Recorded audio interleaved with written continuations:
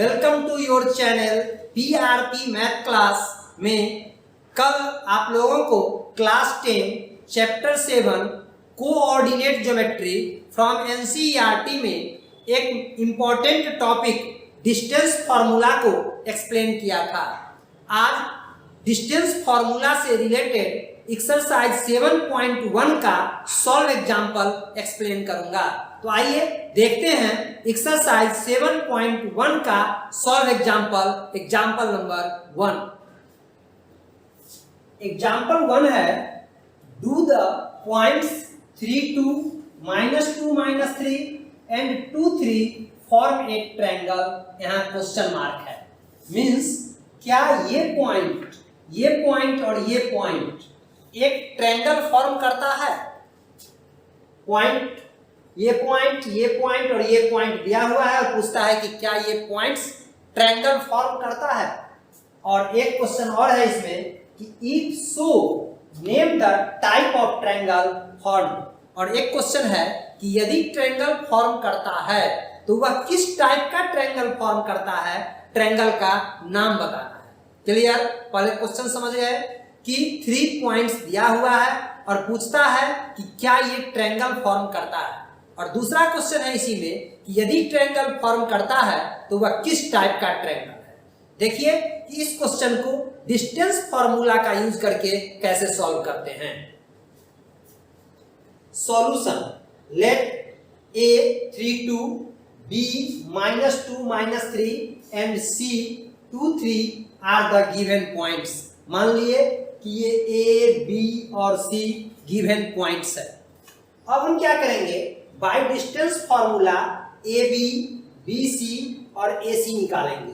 तो पहले A B निकाल रहे हैं, तो ए बी के लिए क्या फार्मूला है, रूट अंडर x1 - x2 का स्क्वायर प्लस y1 - y2 का स्क्वायर। x1 हो गया 3 माइनस x2 हो गया -2, तो माइनस प्लस 3 + 2 का होल स्क्वायर प्लस y1 हो गया 2 और y2 हो गया -3, तो y1 माइनस y2 का वैल्यू -3, तो माइनस प्लस 2 + 3 का होल स्क्वायर। रूट अंडर 3 + 2 5 का स्क्वायर प्लस 2 + 3 5 का स्क्वायर। 5 का स्क्वायर 25 प्लस 5 का स्क्वायर 25, रूट अंडर 50, जिसका स्क्वायर रूट हो जाएगा 7.07 अप्रॉक्स। मेनली ये समझना है कि x1 - x2 का स्क्वायर प्लस y1 - y2 का स्क्वायर। क्लियर? अब डिस्टेंस फार्मूला से BC निकालेंगे।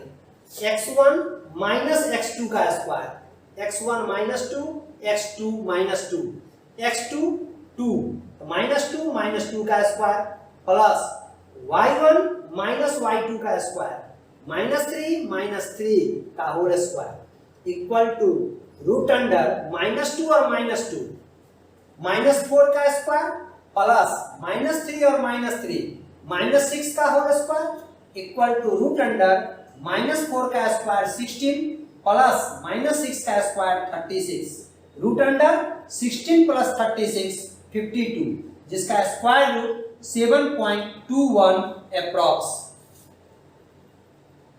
अब AC निकालेंगे। x1 - x2 का स्क्वायर, तो 3 - 2 का स्क्वायर प्लस y1 - y2 का स्क्वायर 2 - 3 का होल स्क्वायर, 3 - 1 3 - 2 1 का स्क्वायर प्लस 2 - 3 -1 का स्क्वायर, रूट अंडर 1 का स्क्वायर 1 प्लस -1 का स्क्वायर 1, रूट अंडर 1 + 1 2, जिसका स्क्वायर रूट 1.41 अप्रॉक्स। इस तरह से हम क्या किए कि by distance formula A B B C और ए सी फाइंड कर लिए। हम क्या देखते हैं कि इसमें कोई भी दो साइड का सम तीसरे से बड़ा होगा। और क्वेश्चन पूछ रहा है कि क्या ये 3 पॉइंट से ट्रायंगल फॉर्म होगा।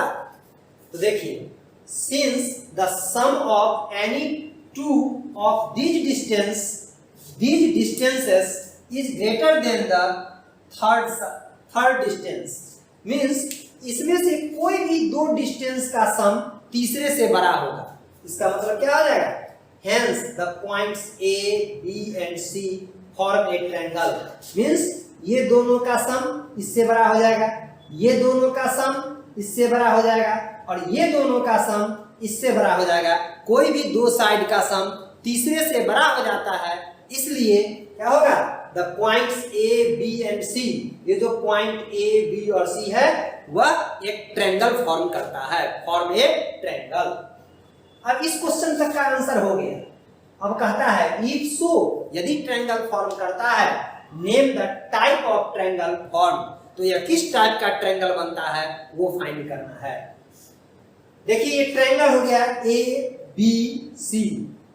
डिस्टेंस फॉर्मूला से ए बी निकाले तो √50, बी सी निकाले तो √52 और ए सी निकाले तो √2।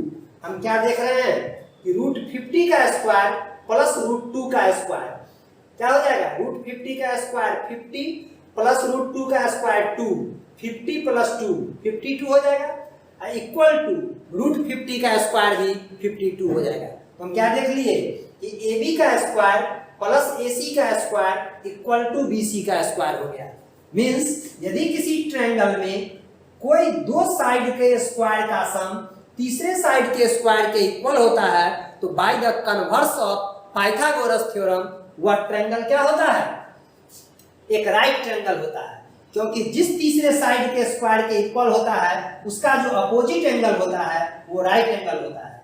Hence angle A equal to 90 degree and thus triangle ABC is a right triangle. और जैसे ही एक साइड के स्क्वायर का सम अदर दो साइड के स्क्वायर के सम के इक्वल हुआ, तो फर्स्ट साइड के जो अपोजिट एंगल होगा वह राइट एंगल होगा, और जैसे ही किसी ट्रायंगल का एक एंगल राइट एंगल हो गया तो वह राइट ट्रायंगल कहलाएगा। इस तरह से आपका क्वेश्चन नंबर 1 सॉल्व हो गया। अब हम नेक्स्ट एग्जांपल नंबर 2 देखते हैं। अब देखिए example number 2, so that the points 1 7 4 2 -1 -1 and -4 4 are the vertices of a square। Means show करना है कि पॉइंट 1 7 4 2 -1 1 एंड पॉइंट एंड -4 4 किसी स्क्वायर के वर्टेक्स हो सकते हैं कि। तो देखिए हम इसको डिस्टेंस फॉर्मूला का यूज करके कैसे इस क्वेश्चन को सॉल्व करते हैं कि ये चारों पॉइंट किसी स्क्वायर का वर्टेक्स हो सकता है कि नहीं। Solution, let a equal to 1 7, point b 4 2, c -1 -1 and d -4 4 with the given points. मान लिए कि ये points a b c and d दिया हुआ है। अब हमको देखना है कि ये किसी स्क्वायर का वर्टेक्स हो सकता है कि नहीं। इसके लिए आपको क्या करना है कि बाय डिस्टेंस फॉर्मूला हमको A B B C C D D A C और बी डी निकाल लेना है। अब एक क्वेश्चन है क्यों, ऐसा क्यों हम A B B C C D और D A C D D A C और बी डी निकालेंगे? क्योंकि मान लेते हैं कि ये ए बी सी डी कोई स्क्वायर है, ठीक है, जिसमें ए बी सी और डी का वर्टेक्स दिया हुआ है। तो कोई भी क्वाड्रिलेटरल स्क्वायर तब कहलाता है जब उसके सभी साइड इक्वल हो और दोनों डायगोनल इक्वल हो।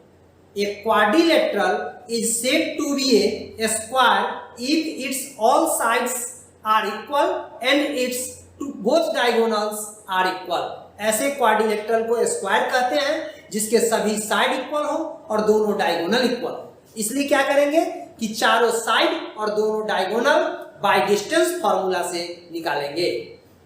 तो पहले निकालना है ए बी। देखिए ए बी कैसे निकालते हैं, by distance formula root under x1 minus x2 का square plus y1 minus y2 का square equal to root under 1 minus 4 क्या हो जाएगा -3 का स्क्वायर, ये -3 का स्क्वायर प्लस 7 माइनस 2 5 का स्क्वायर रूट अंडर -3 का स्क्वायर प्लस 9 प्लस 5 का square 25 equal to root under 34।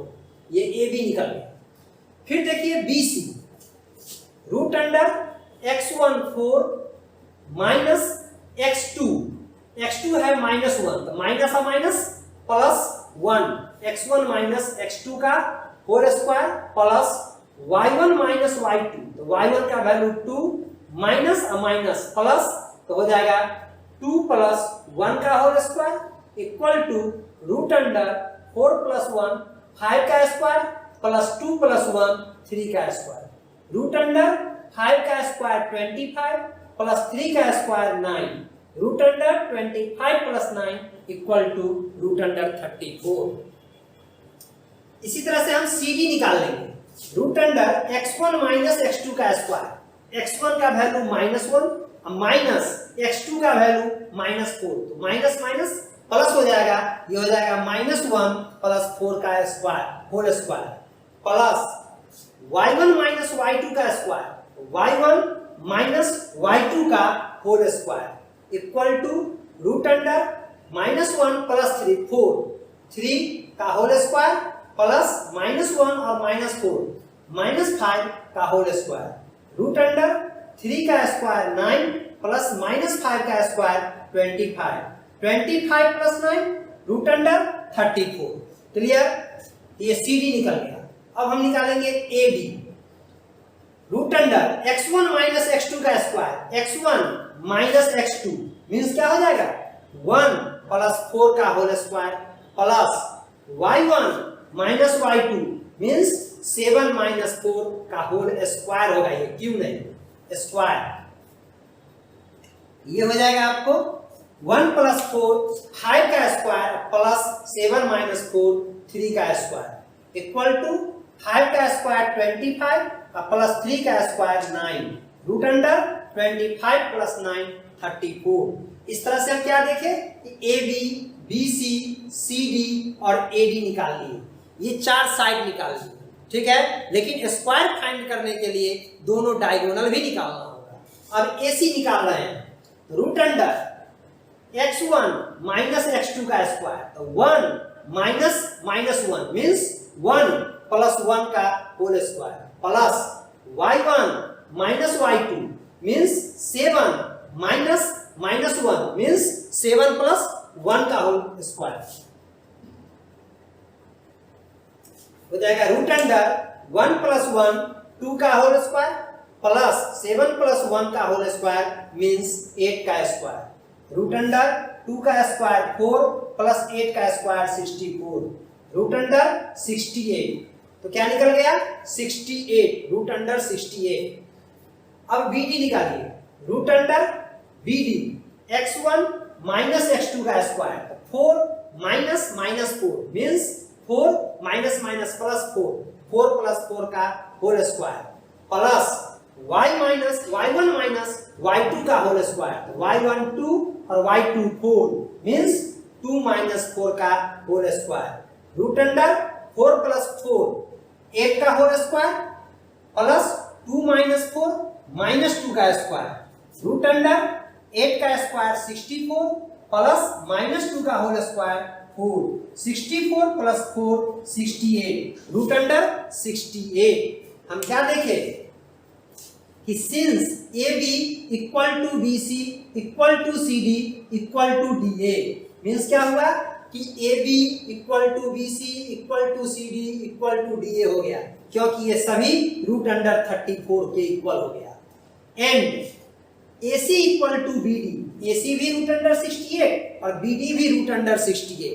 तो हम क्या देखें कि यदि इस quadrilateral A B C D का, यदि ये quadrilateral A B C D का 4 sides A B B C C D और डी ए इक्वल हो गया and both diagonal A C and B D ये दोनों रूट 68 के इक्वल आ गया, ये दोनों डायगोनल इक्वल हो गया, hence A B C D is a square. और ये पॉइंट्स ए बी सी और डी जो है वह स्क्वायर का वर्टेक्स हो सकता है। यदि ये चारों साइड इक्वल नहीं होता और दोनों डायगोनल इक्वल नहीं होता तो यह स्क्वायर के वर्टेक्स नहीं हो सकता था, ठीक है। अब हम नेक्स्ट वीडियो में नेक्स्ट एग्जाम्पल और नेक्स्ट टॉपिक को देखेंगे। ठीक है, यहां तक कोई प्रॉब्लम? ये समझ में आ गया आप लोगों को? अब क्या करना है कि इसी आधार पर अगर कोई क्वेश्चन हो, जैसे मान लीजिए इसमें चारों वर्टेक्स दे दिया और पूछेगा कि क्या यह रोम्बस के वर्टेक्स हो सकते हैं, तो सिर्फ आपको चारों साइड निकालना होगा, ये दोनों डायगोनल नहीं निकालना होगा, क्योंकि किसी क्वाड्रिलेटरल को रोम्बस होने के लिए सिर्फ 4 साइड्स इक्वल होना जरूरी है। वीडियो को लाइक करें और ज्यादा से ज्यादा शेयर करें, और यदि आप इस चैनल पे नए हो तो चैनल को सब्सक्राइब करना बिल्कुल ना भूलें। तो आज के लिए इतना ही। Thank you.